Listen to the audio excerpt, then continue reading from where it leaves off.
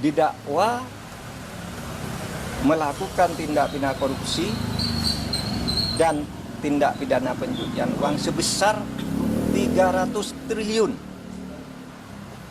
300 triliun. Lalu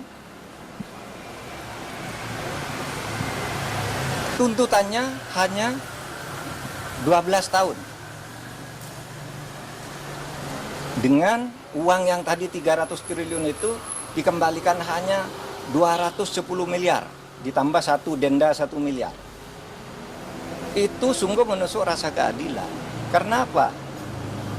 6,5 tahun itu kok kecil sekali bagi orang yang menggarung kekayaan negara. 300 triliun hanya diambil 210. Lalu ada yang mengatakan, Pak, itu 300 itu kan potensi. Bukan potensi. Itu sudah disampaikan bahwa itu kerugian keuangan negara, bukan kerugian perekonomian negara. Kalau kerugian perekonomian negara itu potensi, termasuk gaji, termasuk apa gitu yang diduga merugikan perekonomian. Ini uang negara menurut Jampitsus Febri Diansyah. Resmi pada waktu itu malah menyebut ini bukan kerugian ekonomi negara tapi keuangan negara, artinya uang konkret yang dicuri dari negara. Sesudah dihitung lagi jadi 300 triliun.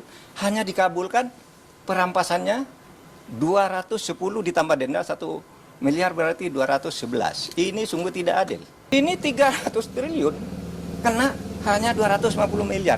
250 miliar dari 300 triliun itu berapa? 0,007%. 0,007%. Nggak sampai separuh. Nggak sampai setengah persen.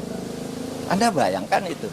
Nah, oleh sebab itu, menurut saya, Kejaksaan nampaknya kurang konsisten juga.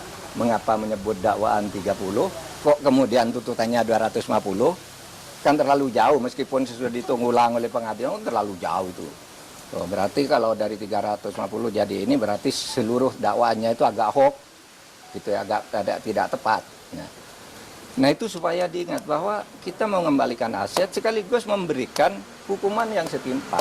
Apapun alasannya, itu hukum yang berlaku dan itu sudah didiskusikan lah soal denda damai, soal kembalian aset sudah didiskusikan semua dan sudah ada undang-undangnya.